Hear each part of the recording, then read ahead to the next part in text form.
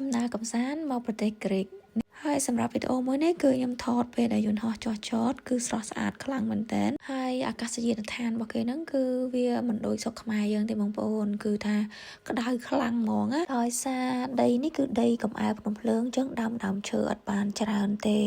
ឥឡូវនេះខ្ញុំអង្គុយចាំដើម្បីឲ្យគេរៀបចំស្រួលបួលដើម្បីយកវ៉ាលីចេញពីក្រោមយន្តហោះអញ្ចឹងណាហើយពីពេលយកវ៉ាលីចេញហើយគឺខ្ញុំបានដើរមកជិះឡានក្រុងដើម្បីទៅអគារមួយទៀតដើម្បីតាមទទួលយកវ៉ាលីរបស់យើងបើសួរថាអាកាសយានដ្ឋាននៅស្រុកនេះហើយនៅស្រុកខ្មែរខ្ញុំឲ្យស្រុកខ្មែរ10 លើ 10ដោយសារអាកាសយានដ្ឋានស្រុកយើងគឺធំទូលាយហើយបងដែលគាត់ធ្វើការនៅក្នុង airport ស្រុកខ្មែរយើងគឺគាត់រួសរាយហើយបានទទួលវ៉ាលីហើយគឺខ្ញុំដើរចេញទៅខាងក្រៅបងប្អូនបានឃើញហើយគឺថាវាលហោឋានហ្មង